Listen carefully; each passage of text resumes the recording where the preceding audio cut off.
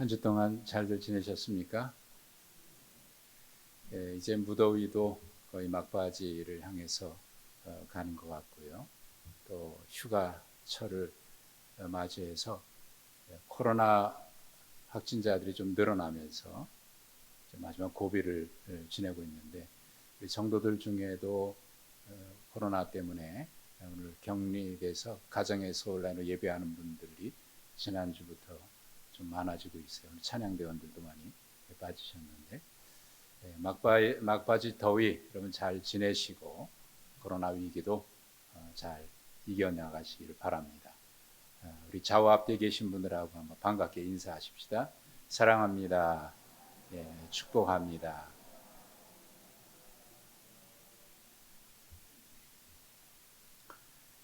한국인으로 그 노벨 문학상 처음으로 후보에 오른 분이 있습니다. 정확하게 말하면 국적은 미국인이기 때문에 한국인이다 그렇게 얘기하기는 좀 그렇겠습니다만은 어쨌든 우리나라 사람이었고요. 좀 시간이 지난 작품이다. 1964년에 미국에서 발표된 작품이니까 좀 시간이 지났습니다만은 김은국 씨, 미국명 이름으로는 리차드 킴으로 알려진 분입니다. 그분의 순교자라고 하는 책이 있습니다. 우리 2층에 열린 도서관에 그 책을 좀 구입을 해서 비치를 해둘 생각입니다. 꼭 여러분 못 보신 분들은 보시면 좋을 것 같아요. 이 내용은 이렇습니다. 6.25 한국 전쟁이 발발하기 직전에 북한에서 14명의 목사님들이 인민군에게 체포됐습니다. 그리고 그 중에 12분이 죽습니다. 이게 2분이 살아남는데, 살아나신 분은 한 분은 그 충격 때문에 정신이 좀 이상해졌고요. 그분의 이름은 이제 한 목사님이고, 또 한 분은 신 목사님, 2분이 살아남았어요. 성도들은 이렇게 추측을 했습니다. 12명에 돌아가신 분은 신앙을 지키다가 순교했을 것이다. 그리고 살아남은 2분은 틀림없이 배교를 했기 때문에 살아남았을 것이다. 이렇게 추측을 하고, 살아남은 이 신목사님에 대해서는 배교자라고 비난을 합니다. 그리고 12분은 순교자라고 이렇게 추앙을 해요. 그 현장에 있었기 때문에 모든 상황을 잘 알고 있는 신목사님은 그 일에 대해서 아무런 얘기를 하지 않습니다. 단지 자기가 살게 된 것은 신의 개입이었다, 하나님의 은혜였다라고 말할 뿐, 어떻게 그 일이 진행됐는지 현장에 있었기 때문에 잘 알 텐데 듣고 싶은 사람들에게 아무 얘기를 하지 않습니다. 그렇게 시간이 지나서 이제 그 유엔군과 국군이 평양을 진군을 해서 그 실상에 대해서 조사를 하게 되는데, 그 조사관으로 이제 이모 대위가 조사관으로 그 실상을 조사하게 됩니다. 조사하는 중에 그 일에 개입됐던 인민군을 체포하게 됐고, 그의 입을 통해서 그 실상을 전해 듣게 됩니다. 알고 있듯이 12분이 순교하고 2명이 배교해서 살아남은 것이 아니라, 그 체포된 인민군의 입에서 들려온 이야기는 12명이 배교자고, 이 2명 살아있는 분은 끝까지 믿음을 지켰다는 이야기를 듣습니다. 알고 있던 내용하고 정반대의 이야기죠. 공산주의자들은 이 신목사님이 끝까지 신앙을 지킨 그 용기에 감복해서 그를 죽이지 않았다는 얘기입니다. 하지만 이 신목사님은 군 당국과 교회가 주도했던 합동 추도 예배 그 외에 여러 집회에 참석을 해서 이런 이야기를 해요. 자기는 배교자입니다. 나는 배교했고 그래서 죄를 지었습니다. 참회 이야기를 해요. 그리고 오히려 12분은 순교자라고 하는 이야기를 하면서 칭송을 합니다. 나중에 중공군의 개입으로 유엔군과 국군이 후퇴를 하게 돼서 이대위가 신 목사님에게 여기 남아있으면 위험하니까 우리와 함께 피난을 가십시다. 후퇴를 하십시다. 하고 권고를 하는데 신 목사님이 이와 같은 말을 하면서 거절을 합니다. 나는 그들 곁에 머물러 있어야 합니다. 아무도 그래줄 사람이 없다면 나만이라도 남아서 하나님이 그들을 돌보고 있다는 것을, 하나님이 그들을 돌보고 지켜주시고 있다는 사실을 믿게 만들어야 합니다. 그런 얘기를 하면서 거절을 해요. 그리고 이 대위에게 이런 부탁을 합니다. 인간을 사랑하시오. 그들을 사랑해 주시오. 용기를 갖고 십자가를 지시오. 절망과 싸우고 인간을 사랑하고 이 유한한 인간을 동정해 줄 용기를 가지십시오. 그런 부탁을 하면서 그는 끝까지 그곳에 남습니다. 이후에 북한에서 피난 내려온 피난민들을 통해서 전해들은 이야기는 이 신목사님은 이곳저곳에서 많은 분들이 보기는 보았는데 그의 최후가 어떻게 됐는지는 아무도 알지 못합니다. 이 이야기는 오래전 소설이지만 많은 생각을 하게 했고, 순교자가 어떤 사람이냐 라고 하는 것에 대한 질문을 던지면서 논란을 일으켰던 작품이기도 합니다. 오늘 성경 말씀 함께 읽으셨던 말씀에서도 우리는 좀 혼란을 겪습니다. 좀 당황스럽습니다. 왜냐하면 하나님께서 인간 지으신 것을 한탄하고 근심하실 만큼, 그래서 하나님이 인간을 지으셨지만 당신의 형상대로 창조하셨지만 그 인간을 물로 심판하실 수밖에 없을 만큼 죄악이 가득했습니다. 그리고 사람들이 생각하는 거나 계획하는 것이 너무 악해서 하나님이 심판하실 수밖에 없게 된 상황입니다. 그런 상황에서 그래도 하나님께서 너만큼은 내가 다시 언약을 맺겠다라고 약속을 하셨고 그와 언약을 맺어주신 이 노아, 온 세상이 죄악이 관영했지만 그만은 어두운 밤하늘에 새벽까지 빛을 발하고 있었던 이 샛별처럼 그 죄악이 관영한 시기에 의인이고 하나님과 동행했던 사람이고 당대의 완전한 자라고 성경에서 기록할 만큼 그렇게 모든 죄악이 끝난 뒤에 새로운 시대를 열어갈 하나님의 언약의 당사자로 하나님이 택하셨던 노아. 그런데 그 사람이 오늘 우리가 함께 읽으셨던 본문에 보시면 실수를 합니다. 그리고 그 실수가 단순한 실수가 아니라 그로 인해서 그의 자녀들 가운데 저주를 받고 그래서 또 다른 죄악이 시작되는 시발점이 되는 그런 씨앗이 되는 그런 내용이 오늘 본문에 기록되어 있어요. 아, 어떻게 이럴 수가 있을까? 그래도 하나님께서 의인이라고 인정해 주셨고 그래서 너만큼은 내가 언약을 새로 맺겠다. 모든 것 쓸어버려도 너만큼은 살려주겠다.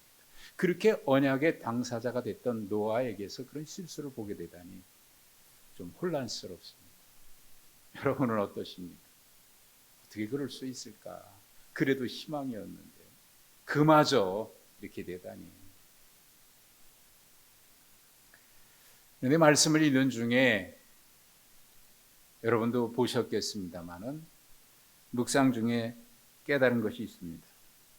창세기 6장 9절에 노아를 가리켜서 의인이고 당대의 완전한 자고 하나님과 동행했던 사람이라고 기록하고 있는 그 말씀 바로 앞절에 노아는 여호와께 은혜를 입었더라라는 말씀이 바로 앞절에 기록되어 있습니다. 아하, 노아가 의인이고 완전한 자가 될 수 있었던 것은 바로 하나님의 은혜였기 때문이었구나. 이 세상에 스스로 완전한 자가 있을 수는 없습니다.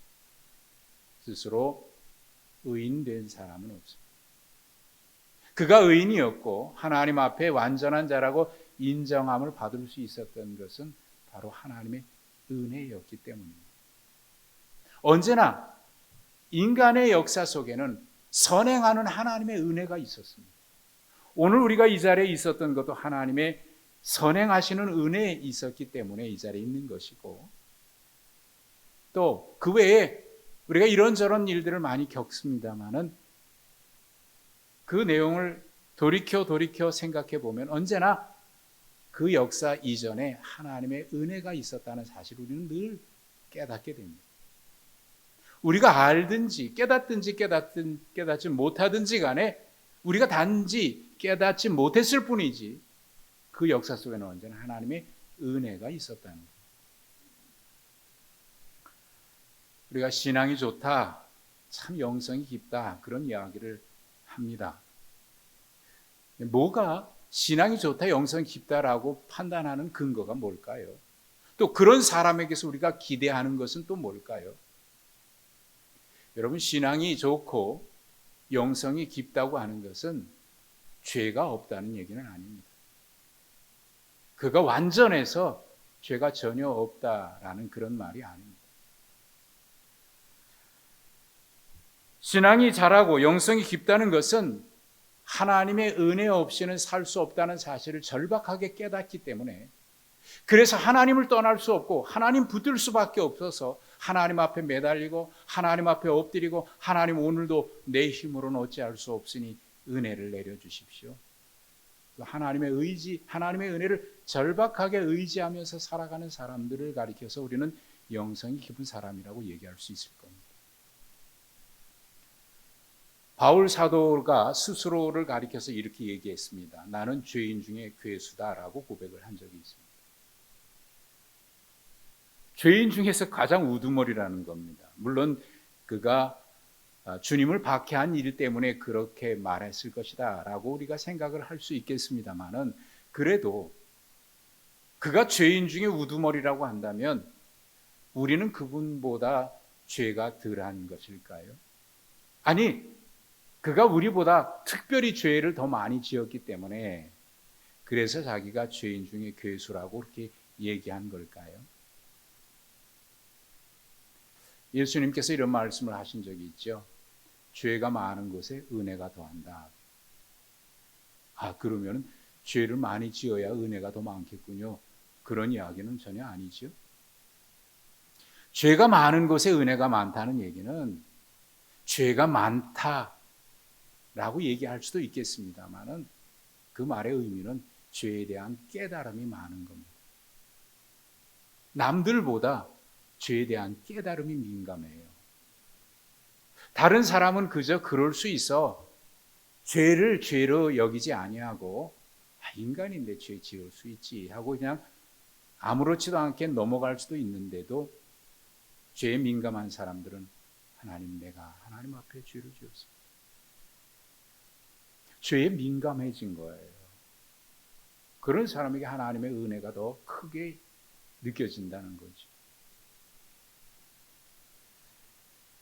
노아를 가리켜서 완전한 자라 얘기한 것은 그가 실수가 없는 사람이기 때문에 그렇게 말한 것이 아닙니다. 이 땅에 허물이 없고 죄가 없는 사람은 아무도 없습니다. 그럼에도 불구하고 의인이라 완전한 자라고 얘기하는 것은 그가 하나님의 은혜 안에 머물러 있는 사람이기 때문에 그런 것입니다. 창세기 4장 7절에 가인에게 하나님이 이런 말씀을 하신 게 있습니다. 네가 선을 행하면 어찌 낯을 들지 못하겠느냐. 선을 행하지 아니하면 죄가 문 앞에 엎드려 있느니라. 죄가 너를 원하지만 너는 죄를 다스려라. 그런 말씀을 하십니다. 우리 앞에는 언제나 죄가 도사리고 기회를 엿보고 있습니다. 여기 선이라고 하는 것은 하나님의 뜻을 말하는 거예요. 하나님의 말씀을 따라 살아가는 것을 얘기해요. 하나님의 뜻이 이루어집니다. 우리에게 선의 기회가 있지만 또다시 그와 동시에 우리 앞에는 언제나 죄가 문 앞에 도사리고 엎드려 있듯이 기회를 엿보고 있습니다.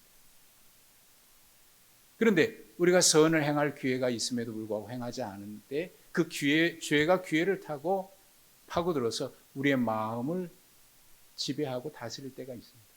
노아의 가정에도 그랬습니다. 노아에게도 그랬고 그의 가정에도 그랬습니다.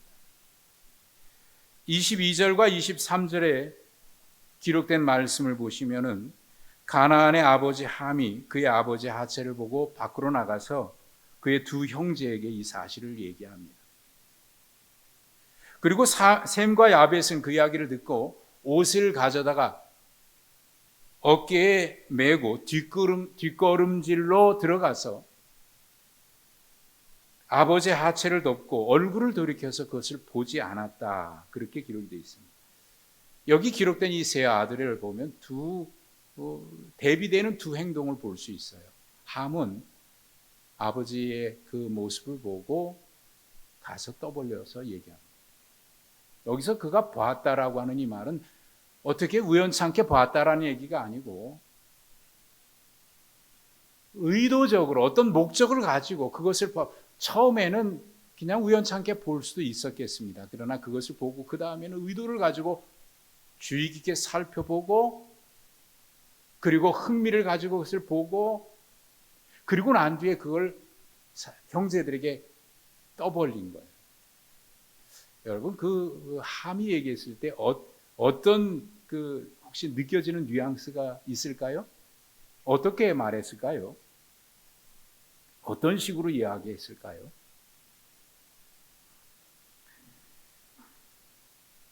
우리가 남의 실수를 무심결에 볼 수도 있겠습니다. 우리 눈이 있으니까 의도치 않아도 보게 되는 일도 있습니다. 그게 남의 허물일 수도 있고요. 실수일 수도 있겠습니다. 그런데 그것을 그리고 나서 지나치지 않고 야 이거 봐라 집요하게 그것을 어떤 의도를 가지고 살피고 파헤쳐서 그 다음에 그걸 찾아낸 걸 가지고 다른 사람들에게 이런저런 이야기를 하면서 가십거리로 삼고 떠벌리고 그럴 수가 있느냐고 이렇게 얘기하는 사람들이 있겠습니다.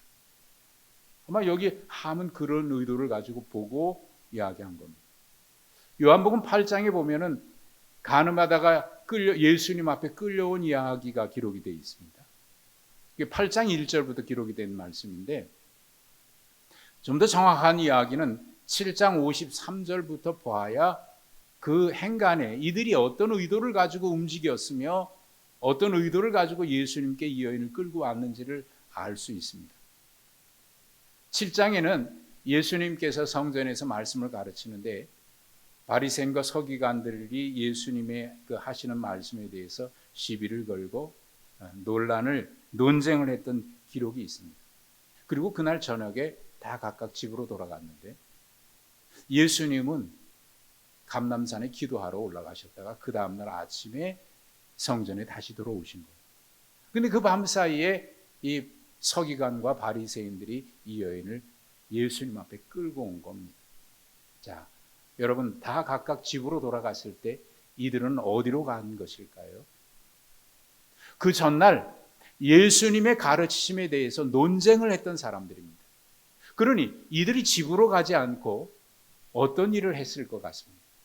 그래, 오늘 논쟁을 하고 난 뒤에 그래, 두고 보자. 아주 이번에는 뭐라고 얘기할 수 없을 만큼 증거를 가져와 가지고 이기겠다. 그런 마음 가지고 밤새 어디를 돌아다니다가 야, 드디어 잡았단 말이지. 이 문제 가지고 얘기하면 예수도 꼼짝 없을 거야. 끌고 와서 예수님 앞에 꿀을 앉힌 다음에 율법에는 이러냐 돌로 치라 그랬는데 당신은 어떻게 할 겁니까? 이렇게 지금 또다시 논쟁을 시작하는 거 아닙니까? 그들은 종교인이라고 할 수 있겠습니다. 당시에 바리새인이고 서기관이니까 종교인입니다. 그러나 종교인이기는 하지만 하나님을 믿는 사람이라고 보기는 어려울 것 같습니다.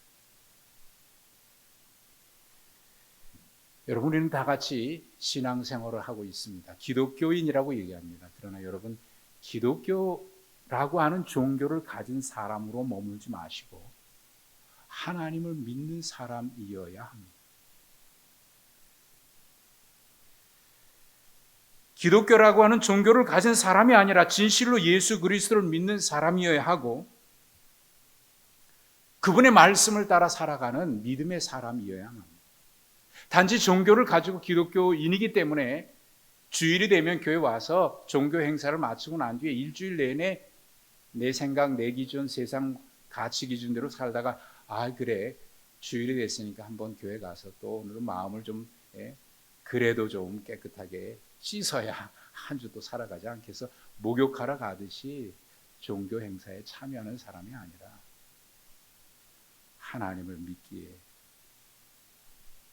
하나님의 말씀대로 주님을 믿기에 주님의 말씀대로 살려고 애를 쓰고 물론 넘어질 수 있고 실수할 수 있겠습니다. 그러나 그럴수록 하나님의 은혜 없이는 살 수 없으니까 더더욱 하나님 앞에 매달리고 하나님의 은혜를 구하고 기도하면서 오늘도 하나님 은혜 없이는 살 수 없으니까 나를 좀 불쌍히 여겨달라고 도와달라고. 함과 대비되는 셈과 야벳의 행동을 보시면 저는 이렇게 느껴집니다. 옷을 어깨에 메고 뒷걸음져서 들어갔어요. 그리고 아버지 하체를 덮는데 얼굴을 돌이켜서 보지 않았다 그렇게 돼 있습니다. 그러고 보니까 이 두 아들은 함에게 얘기 듣고 난 다음에 애써 보지 않으려고 노력한 것. 보지 않으려고 노력한 것. 사실 누구나 뭔가를 보면 그것에 대해 알게 되면요, 그거에 대해서 뭔가 얘기하고 싶어지거든요. 누구라도 나는 함처럼 하지 않을 자신이 있어 뭐 그렇게 마음 먹을 수는 있겠죠. 베드로가 이렇게 얘기했잖아요. 다른 사람은 몰라도 저는 절대로 죽으면 죽었지 주님을 배반하지는 않겠습니다. 여러분, 그건 그 베드로의 진심이었어요. 그런데 막상 그 일이 닥쳐보니까 자기도 모르게 모른다고 부인한 거 아니겠습니까? 그러니까 누구도 장담하지 못하는 거예요. 함처럼 하지 않겠다. 뭐 그럴 수 있겠죠. 안 할 수도 있겠습니다. 그런데 모르니까 애써 보지 않으려고, 보아서 유익이 되지 않으니까, 또 혹시 보게 되면 자기도 그럴 수 있을지 모르니까 애써 보지 않으려고 한 것 같다는 느낌이 들지 않습니까? 그리고 노력을 한 거예요. 여러분, 혹시 우리가 남들처럼 넘어질 것 같은 가능성이 있다 그러면요, 보아도 보지 않는 게 좋을 것 같아요. 뭐 근데 그렇게만은 살 수 없으니까 또 하나님의 은혜가 필요한 거죠. 남의 허물과 실수를 말하지 않을 자신이 없거든 차라리 보지 않는 것이 유익할 것이고, 또 보지 않는 것도 중요하지만 보았다고 하더라도 적극적으로 그 허물을 덮어주고 감싸주는 노력, 그것은 또 사랑 아니겠습니까? 허물 없는 사람 없고 실수 없는 사람 없습니다. 완벽한 사람은 없습니다. 우리 모두가 다 허물과 실수가 많은 사람들입니다. 그럼에도 불구하고 우리가 이 자리에 있을 수 있었던 것은 누군가가 우리의 허물과 실수를 덮어주는 사람이 있었기 때문일 거고, 자라면서 가정에서 부모님의 사랑으로 내 실수, 허물 덮어주는 그 사랑을 힘입었으니까, 그래 나도 실수 많은 사람이고 넘어지는 사람인데, 야, 너는 쓸모없는 인간이다라고 얘기하지 않고, 그래도 야, 할 수 있어, 다 실수하는 거니까 다시 일어서서 다시 살아가면 되지. 넘어졌지만 아주 넘어지지 말고 다시 일어서서 할 수 있잖아. 누군가가 그렇게 위로해 줬고, 누군가가 그렇게 감싸줬고 누군가가 그렇게 용기를 주었으니까 지금까지 이렇게 오지 않았겠습니까?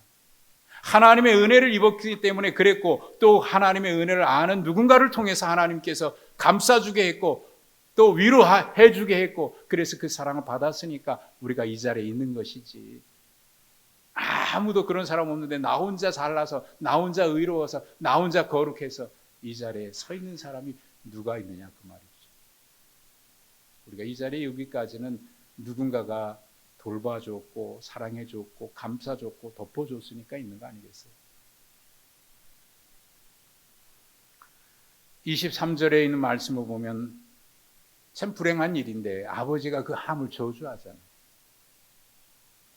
그런데 셈과 야벳에 대해서는 축복합니다. 특별히 셈에 대해서는 셈의 하나님 여호와를 찬송하라 이렇게 축복을 합니다. 실수한 것도 참 그렇지만 그렇다고 해서 아들에게 이렇게 저주하는 것도 참 안타까운 일이지요. 어쨌거나 그 일로 인해서 죄악이 다 정리된 것 같은데 또 다른 죄악의 시작이, 그 뿌리가 거기서 이어져가 합니다.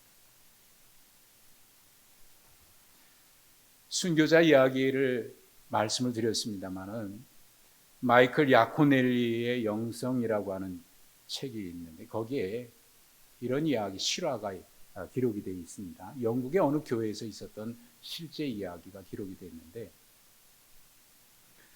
어느 목사님이 주일 아침에 예배 중에 교인들에게 충격적인 선언을 하셨습니다. 오늘부로 제가 사임하겠습니다.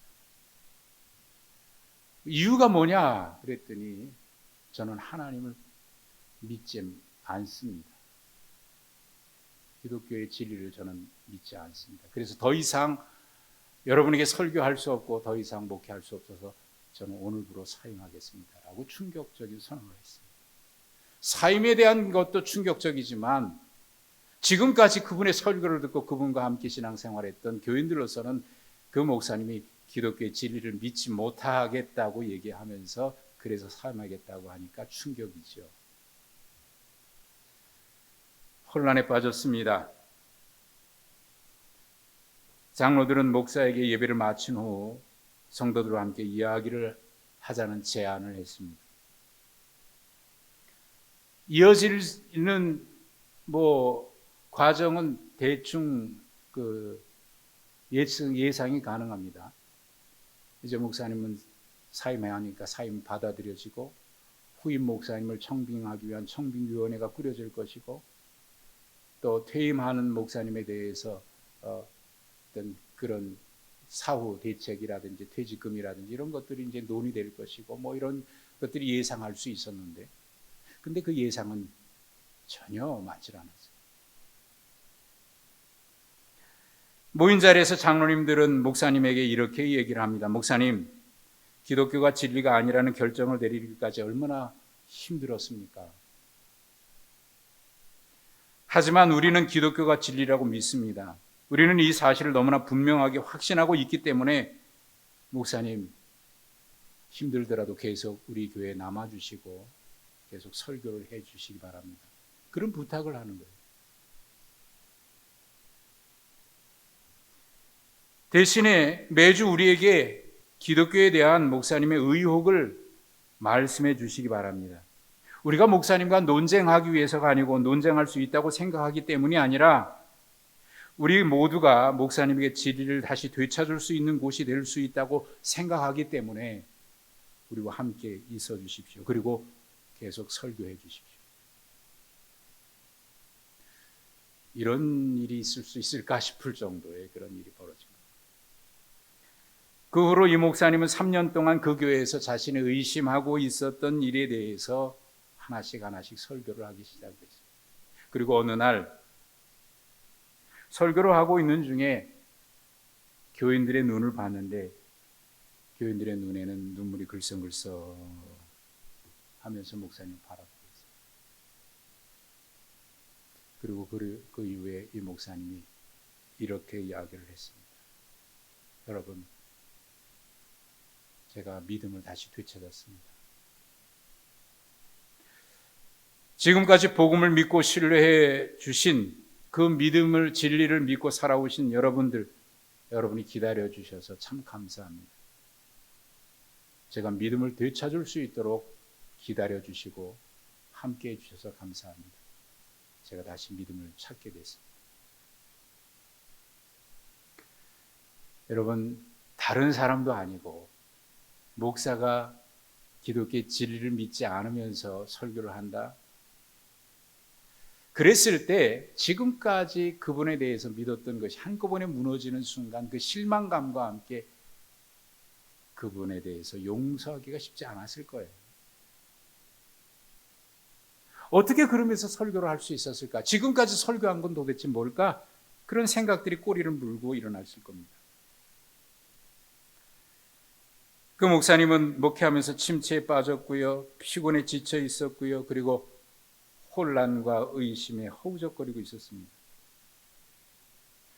성도들은 그 목사님이 침체에 빠져 있는 것을 알게 됐고 그 침체에서 벗어나서 다시 나아갈 수 있도록 그러려면 그가 쉴 수 있는 시간이 필요할 것이고 함께 일어설 수 있는 용기를 줄 수 있는 그런 공동체가 필요할 것이고 그런 것이 필요하다는 사실을 알고 있어서 그분을 정죄하고 비난하는 대신 그 아픔을 보듬고 같이 고민하고 우리가 믿는 그 진리의 말씀을 따라 그분도 다시 회복할 수 있도록 우리가 같이 따뜻한 방패막이가 되자, 안식처가 되자.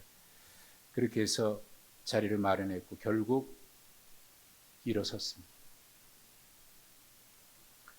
신앙은 진리에 대해서 이야기하는 것이 아니라 진리를 살아가는 것입니다. 믿음은 성경을 이야기하는 것이 아니라 우리가 믿는 하나님의 말씀대로 살아가는 삶입니다. 그래서 신앙을 생활이라고 얘기합니다. 누구나 허물이 있고 실수가 있지만 세상 어느 곳에서는 그 실수를 용납하지 아니하고 한 번 실수하면 다시는 일어설 수 없도록 싸늘하게 그를 짓밟고 넘어진 자를 밟고 일어서는 사람들이 세상에는 있을지 모르지만 그러나 어느 곳에서는 그가 실수를 다시 회복할 수 있도록 그에게 기회를 주고 다시 일어설 수 있도록 보듬어 줄 수 있는 그런 공동체가 필요하지 않겠습니까? 예수님께서 이 땅에 오셨던 이유는 우리 모두가 다 죄악으로 인해서 심판을 피할 수 없는데 그럼에도 불구하고 그 사람들을 다시 일으켜 세우고 구원에 이룰 수 있도록 주님이 우리의 죄를 대신해서 이 땅에 십자가 지시고 오신 것 아니겠습니까? 그 은혜 때문에 우리가 이 자리에 있는 것이고 그 은혜를 힘입었기 때문에 우리가 하나님 앞에 의인처럼 하나님과 동행하는 사람으로 이 자리에 모두 서 있지 않겠습니까? 주님이 우리에게 이 공동체를 이렇게 세우시고 우리를 그렇게 용납해 주신 주님이 우리에게 또다시 바라는 것이 있다면 그래, 내가 너희를 사랑한 것처럼 너희도 서로 사랑하라. 그러면서 어느 곳에서도 따뜻한 사랑 받지 못하고 넘어졌다가 일어설 수 있는 그런 기회를 제공받지 못했던 사람들이 그래, 교회만은 하나님의 사랑이 있으니까 그곳에 가면 다시 일어설 수 있을 것이다. 그래서 주님 만나고 믿음 회복하고 사랑 회복하고 그래, 세상은 살만한 곳이야. 주님 때문에 일어설 수 있는 그런 공동체, 그게 교회가 되어야 되지 않겠습니까? 그리고 믿음의 사람들이 그 역할을 감당해야 되지 않겠습니까? 이 목사님의 충격적인 선언 이후에 그들은 진리에 대해서 이야기하지 않았습니다. 어떻게 그럴 수가 있어? 진리를 가지고 재단하고 잘라내고 정죄하는 이야기를 하지 않았습니다. 그리고 그들은 대신 그 진리를 살아냈습니다. 그래서 그들을 그 허물을 덮어주었고 회복할 수 있도록 기다려줬고 서로 그들이 믿고 있는 그 사랑, 진리를 살아냈습니다.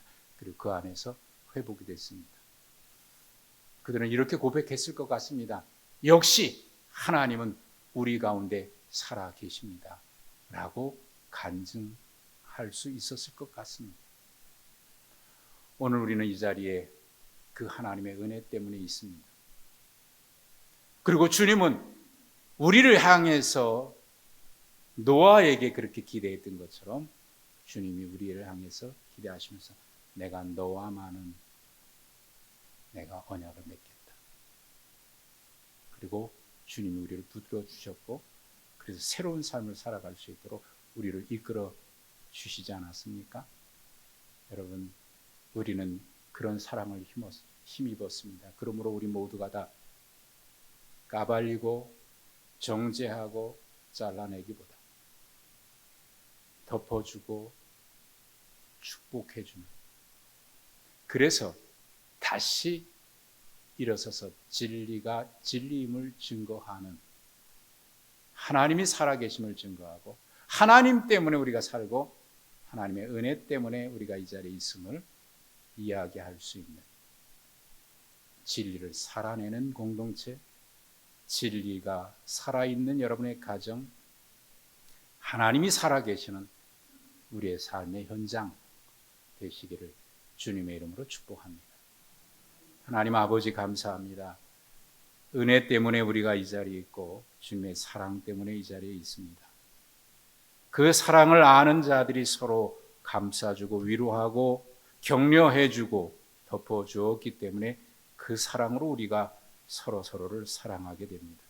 주님, 이 세상이 어두워져도 우리를 빛이라고 말씀하셨으니 빛의 사명 감당하게 하시고 세상에 빛을 비추는 공동체로 덮어주고 축복해서 다시 힘을 얻고 일어설 수 있는 그런 따뜻한 하나님의 사랑이 숨쉬고 하나님이 살아계심이 증거되는 이 공동체, 우리 사랑하는 성도들 가정, 저들의 삶이 되게 하여 주시옵소서. 예수님의 이름으로 기도하옵나이다. 아멘.